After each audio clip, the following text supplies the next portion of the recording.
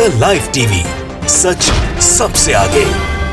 Hello दोस्तों, मेरा नाम राशिद जहीर और आप देख रहे हैं द लाइव टीवी।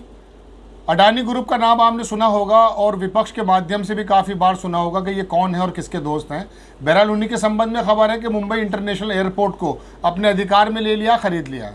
उसका प्रबंधन की सारी जिम्मेदारी अब अडानी ग्रुप की होगी। इससे पहले वो 6 एयरपोर्ट और भी ले चुके हैं। ये भी एयरपोर्ट उनके अधिकार में होगा, सारा प्रबंधन उन्हीं का होगा। अब वो इस एयरपोर्ट को चलाएंगे धीरे धीरे। ये बड़ी खबर है जो मुंबई इंटरनेशनल एयरपोर्ट के बारे में हम आपको बता रहे हैं। सरकार से उनको कितना फ़ायदा पहुंच रहा है या सरकार उनको कैसा फ़ायदा पहुंचा रही है, ये हम अपनी ज़बानी आपको कुछ नहीं बताना चाहते, कुछ फैक्ट के साथ आपके सामने रखना चाहते हैं। कुछ समय लगेगा लेकिन आप सुन लीजिए कि मुंबई एयरपोर्ट अपने अधिकार में लेने के अलावा अडानी ग्रुप कितनी तेज़ी से गुजरा और कितनी तेज़ी से लोग गरीब हुए। हिंदुस्तान की अर्थव्यवस्था कहाँ पर जा रही है, कितने लोग गरीबी रेखा के नीचे जा रहे हैं और अडानी ग्रुप या प्रधानमंत्री नरेंद्र मोदी के साथी लोग कितनी तेज़ी से तरक्की कर रहे हैं, इसके बारे में आपको फैक्ट के साथ एक रिपोर्ट में आपको देना चाहता हूं। आप ध्यान से बने रहिए। आपको मैं बिल्कुल आपकी स्क्रीन पर एविडेंस के साथ ये बताऊंगा कि अडानी ग्रुप को कितना फ़ायदा कब पहुंचा और क्या क्या अधिकार में इसकी चीज़ें आती जा रही हैं और आप पर, मेरे पर, देश के तमाम लोगों पर क्या क्या इसका इफेक्ट पड़ रहा है और विपक्ष क्या कह रहा है। एविडेंस के बाद होगी, विपक्ष का काम तो कहना ही होता है, लेकिन उसके बाद भी मैं आपको एविडेंस के साथ बताऊंगा कि विपक्ष अगर कोई बात कह भी रहा है तो उसमें कहां तक सच्चाई है। देखिए, आपकी स्क्रीन पर सबसे पहले मैं खबर लगाना चाहता हूं अडानी ग्रुप की। अडानी ग्रुप की ये जो खबर मैं आपको दे रहा हूं, ये ज़्यादा पुरानी नहीं है, सिर्फ 3 हफ्ते पुरानी खबर आपको दे रहा हूं मैं, जो देश के बहुत बड़े अखबार की खबर है। वो आप ध्यान से सुनिए। उसको सुनने के बाद आपको पता चल जाएगा कि दरअसल जब 20 करोड़ लोगों से ज़्यादा गरीबी रेखा के नीचे लोग गए हैं, उस समय ये घराने, जो बिजनेसमैन घराने कहे जाते हैं, इनकी आमदनी में, इनके फ़ायदे में कितना % जो है पैसा बढ़ रहा है, कितनी तरक्की लोग कर रहे हैं। आपके स्क्रीन पर इकोनॉमिक्स टाइम की एक रिपोर्ट है, वो आपको लगा के हम बताना चाहते हैं कि ये क्या है और किस तरह से। देखिए, इकोनॉमिक्स टाइम्स ने ये खबर छापी। खबर का जो हेडिंग है वो ये है, accounts of 3 FPI owning Adani group share frozen. 3 account seize कर दिए गए थे। खबर तो ये है, ये 3 अगर अकाउंट क्यों सीज कर दिए गए थे ये मैं आपको बता दूंगा तो समय बहुत लग जाएगा। 43,500 करोड़ रुपए के बाहर के कुछ कंपनीज हैं जिन्होंने अडानी ग्रुप के कारोबार में पैसा लगाया था। उनकी कंपनी 4 कंपनी में पैसे लगाए थे। लेकिन बहरहाल मैं आपको ये नहीं बताना चाहता कि ये फ्रोज़न क्यों है, मैं आपको सिर्फ ये दिखाना चाहता हूँ कि इसकी कंपनी जो अडानी ग्रुप की है, उसने इस समय कितना फ़ायदा पहुँचाया था, कितना फ़ायदा उसको हुआ है अभी कुछ समय में, वो आपको दिखाना चाहता हूँ। देखिए, आपकी स्क्रीन पर ये रिपोर्ट जो है, इस समय ये 1 साल की रिपोर्ट है जो अडानी ग्रुप को है। सिनॉप्सिस, समरी को कहते हैं, किसी भी खबर की समरी। इस खबर की समरी सुन लीजिए कि इन द पास्ट 1 ईयर, 1 साल के अंदर अडानी ट्रांसमिशन शेयर्स, अडानी जो ट्रांसमिशन कंपनी, उसके जो शेयर्स हैं वो जा चुके हैं ऊपर 669% ऊपर gone up. Adani transmission shares have gone up by 669%। Adani total gas share have rise by 349%। Adani enterprises share have sold 972%। Adani green has gained 254% Adani ports and Adani power have advance 147% और 295%। ये मैं आपको अंग्रेजी में बता रहा था, लेकिन सुन लीजिए। कहता है वो कि अडानी ट्रांसमिशन को जो फ़ायदा, शेयर्स जो तेज़ी आई है उसमें वो 669 आई है। अडानी टोटल गैस की जो आई है वो 349% की वृद्धि हुई है। अडानी इंटरप्राइजेस की जो वृद्धि हुई 972% की हुई है। Adani green has gained, Adani green company की जो शेयर्स ऊपर गए वो 254 पे। ये ज़बान आपको समझ में आ रही होगी। ये मेरी बात नहीं है, विपक्ष की बात नहीं है, यह मैंने आपको देश के बहुत बड़े अखबार की बात बताई है कि अडानी ग्रुप को इस साल जो फ़ायदा पहुंचा है वो मैंने आपको बताया। अब एक रिपोर्ट मैं आपको इसके समकक्ष और बताना चाहूँगा। अजीम प्रेम जी की जो यूनिवर्सिटी है उसके जो बारे में मैं आपको बताना चाहता हूँ। वो आपकी नज़र से गुजर चुकी 2 महीने पहले रिपोर्ट है, लेकिन सुन लीजिए। इसकी रिपोर्ट है, दैनिक भास्कर ने छापी, बहुत बड़ा देश का अखबार है। गरीबी में 9 साल पीछे चला गया है देश। पैंडेमिक के दौरान कोरोना से 1 साल में 23 करोड़ लोग गरीब। 2006 से 2016 के बीच 27 करोड़ लोग गरीबी रेखा से बाहर निकले थे। ये 2006 और 2016 इस टाइम के बारे में आप जान लीजिए। ये मनमोहन सिंह यूपीए का दौर था, इसमें 1.5 साल तकरीबन मोदी जी को भी मिले थे। लेकिन 2006 से 2016 के बीच 27 करोड़ लोग गरीबी रेखा से ऊपर आ चुके थे। और इस पेंडेमिक में, इस साल में, कोरोना से एक साल में 23 करोड़ लोग गरीबी रेखा के नीचे हो गए।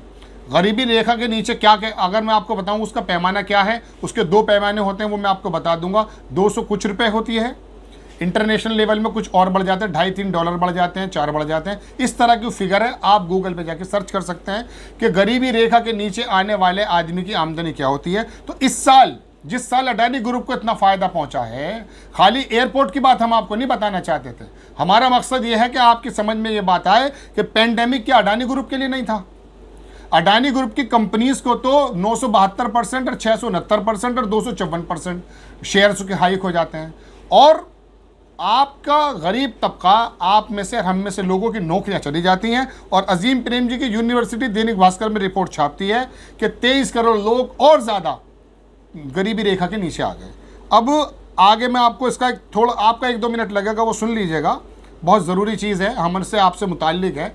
कंसर्न है, देश की संपत्ति बेची जा रही है। यदि आप नहीं चेतेंगे, आप आवाज़ नहीं उठाएंगे, तो हमें तो फिर क्या होगा?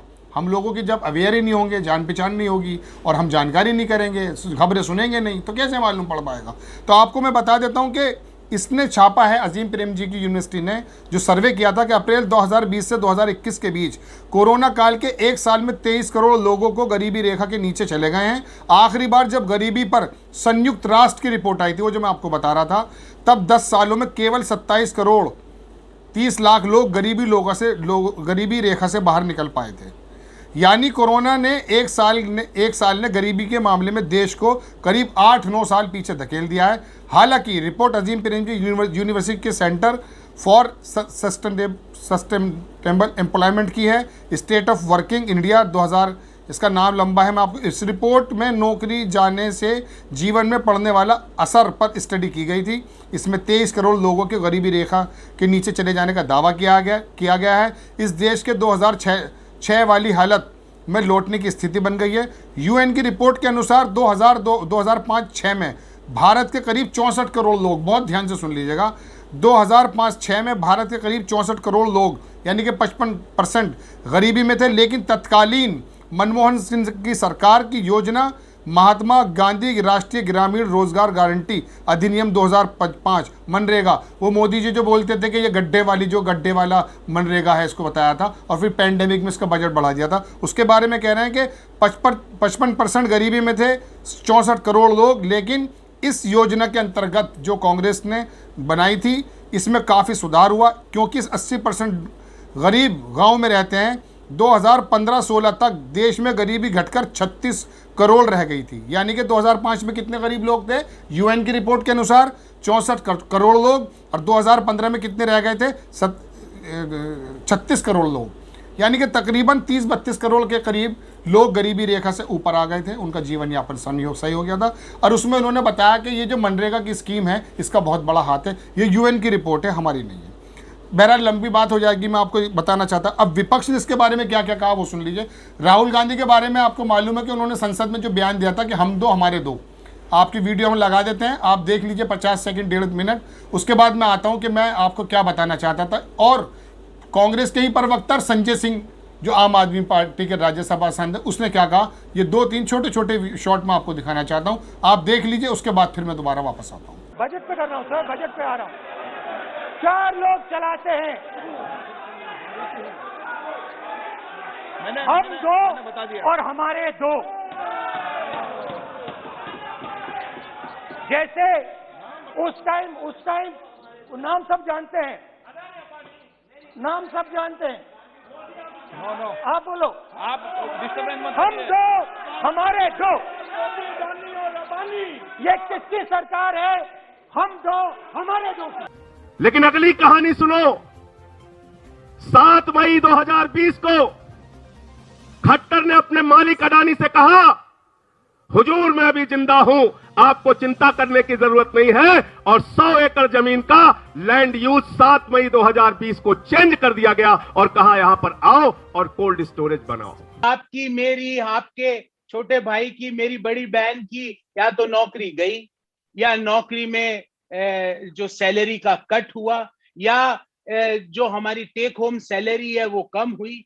उस दौरान पिछले 12 महीने में अडानी ट्रांसमिशन, जिसमें इस एफपीआई का इन्वेस्टमेंट है, उसके 669% शेयरों में बढ़ोतरी हुई। ये एक डाटा है। दूसरा, अडानी टोटल गैस, जिसमें इस एफपीआई का इन्वेस्टमेंट है, 349% उनके शेयर्स में एप्रिसिएशन हुआ। अडानी एंटरप्राइजेस, जिनमें इन एफपीआई इन्वेस्टमेंट है, उसके शेयर्स 972%, 972% बढ़ गए उनके शेयर पिछले एक साल में। अडानी ग्रीन, जिनमें इस एफपीआई का इन्वेस्टमेंट है, उसके शेयर बढ़ गए 254%। मतलब जिन कंपनियों में इन एफपीआई का इन्वेस्टमेंट है, उनके शेयर 250% से लेके 972% तक एक साल में बढ़ते हैं। 972% एप्रिसिएशन इन 1 ईयर। तो आपने देखा कि किस तरह से विपक्ष के नेताओं का कहना है। मोदी जी के करीब अडानी अंबानी ग्रुप के बारे में क्या उनकी वाणी है, क्या उनकी बातें हैं, ये हमने आपको सुना दी। इनके दोस्त होने की वजह से उनको फ़ायदा मिलता है। अब एक रिपोर्ट आपको बता के अपनी बात को ख़त्म कर देता हूँ। ये एनबीटी की रिपोर्ट है और ये छपी थी 27 जनवरी 2020 को, कि क्या देश में, आपके पास बिल्कुल दिखाई दे जाएगी रिपोर्ट, कि कितना परसेंट आपकी चीज़ों में से, आपके जो पीएसयू थे, आपकी जो कंपनीज थी, जो देशवासियों के और आपके हमारे पैसे से बनी थी, उसमें कितनी हिस्सेदारी बेची गई हैं। ये रिपोर्ट मैं आपको दिखा रहा हूँ 2014 से लेकर 15 तक है, कि इसके अंदर कौन कौन सी, national fertilizers limited, SAIL, NALCO, MMTC, coal India, NTPC में ध्यान रखिएगा 0.04% का वो था जो बेची गई थी हिस्सेदारी। अब फिर वो आकर के 2018-19 में क्या आ गई है, ये आप देख सकते हैं कि ये 2014-15 की रिपोर्ट आपने देख लिया, आपकी स्क्रीन पर चल रही है। और फिर ये विनिवेश, जिसको कहते हैं, ये विनिवेश बेचना हमारी ज़बान में कहा जा सकता है। इसके अंदर तकरीबन 10% से ज़्यादा हर एक क्षेत्र में विनिवेश हुआ, यानी कि बेची गई। इसके अंदर रूरल इलेक्ट्रिफिकेशन कॉरपोरेशन है, एनटीपीसी है। एनटीपीसी जो मैंने आपको 0.004 बताई थी, वो 5% हो चुकी थी। पावर फाइनेंस कंपनी है, कंटेनर कॉरपोरेशन ऑफ इंडिया है, इंडियन ऑयल कॉरपोरेशन है, इंजीनियर्स इंडिया है। ये तमाम 2017-18 की रिपोर्ट आपकी स्क्रीन पे चल रही है, देख लीजिएगा। इंजीनियर्स इंडिया यानी कि कंपनी ANPC, Hindustan copper limited, NTPC, NMDC, मतलब आपकी रिपोर्ट चल रही है। मुझे बताते बताते शायद बहुत समय लग जाएगा, लेकिन जो इन्वेस्टमेंट 2014 से पहले बहुत ना के बराबर हुआ करता था प्राइवेट लोगों का, और अब इसकी हिस्सेदारी बेची जा रही है। ये आपके पैसे से, देश के लोगों के पैसे से इन पीसीओ को, इन जो है ना, ये जो बनाए गए थे पब्लिक सेक्टर, इनको सींचा गया था, जो धीरे धीरे मोदी सरकार ने बेचना शुरू कर दिया। उसी की एक कड़ी मुंबई इंटरनेशनल एयरपोर्ट की है, जो हम आपको बता रहे हैं। इसके अलावा भी कई एयरपोर्ट बेंगलोर के हैं और अहमदाबाद के हैं, और 5 या 6 के करीब एयरपोर्ट और भी अडानी ग्रुप ले चुका है। इसका सारा प्रबंधन इनके हाथ में आ चुका है। तो ये देश की जो संपत्ति है, धीरे धीरे विपक्ष सीख रहा है। आपको हमने ये भी बता दिया था कि इस पेंडेमिक के दौरान अडानी ग्रुप के शेयर्स में कितना उछाल आया है। और एक बात मैं कह के अपनी बात खत्म कर देता हूं कि ये ध्यान रखिएगा कि बाहर की कंपनी, जिसमें भी 3 हफ्ते पहले हल्ला हुआ था, 43,500 करोड़ रुपया अडानी की 4 कंपनी के अंदर इन्वेस्ट किया गया था, जिसको सीज कर दिया गया था। आप जाकर गूगल सर्च कर सकते हैं। ये फाइनेंस की बातें होती हैं, बहुत टेक्निकल होती हैं, लेकिन मैंने आसान ज़बान में आपको सिर्फ ये बताया है कि कुछ घरानों के जो वो आरोप लगाते हैं राहुल गांधी या संजय सिंह, उसमें कितनी सच्चाई है, ये इन रिपोर्ट्स को देखने के बाद आपको पता चल गई होगी। द लाइव टीवी, सच सबसे आगे।